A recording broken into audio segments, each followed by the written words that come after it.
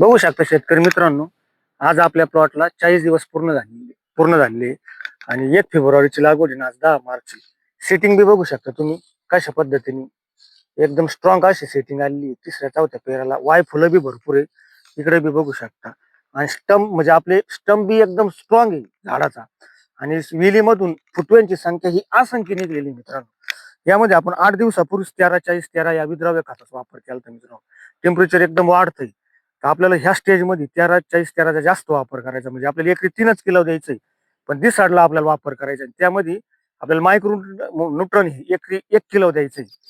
आपल्याला 4-4, 5-5 दिवसाच्या स्टेजमध्ये 5-5 दिवसाला कमीत कमी सेटिंगमध्ये 1 किलो मायक्रो न्यूट्रॉन आणि 13-40-13 3 किलो 4 किलो असं द्यायचं मित्रांनो. आणि त्यामध्ये एखाद्या दिवशी म्हणजे 3 दिवसातून एखाद्या वेळेस मायक्रो न्यूट्रॉन ज्या दिवशी ड्रॉप असेल त्या दिवशी युरिया 2 किलो मात्र द्यायची. टेम्परेचर एकदम उष्णता भरपूर आहे, 40 डिग्री सेल्सिअस तापमान झाले. 2 किलो युरियाने आपल्याला प्लॉटला कुठल्याही प्रकारची सेटिंग ड्रॉप वगैरे काही होणार नाही मित्रांनो. आपल्या प्लॉटमध्ये चमक आणि कॅनोपी जर राहिली तर उन्हाळ्यामध्ये आपल्या प्लॉटला सनस्ट्रोक आणि विल्टिंगला बळी ही कमी पडणार बघ.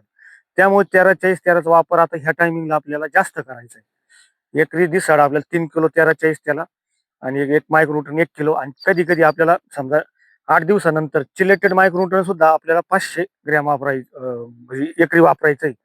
आपण मायक्रोन्यूट्रनचा जर 8 दिवस सतत वापर ठेवला 8-8 दिवसाच्या कालांतराने, तर निश्चित जे हीट आणि टेम्परेचर असतं ते मेंटेन ठेवण्याचं काम हे मायक्रोन्यूट्रन करतं.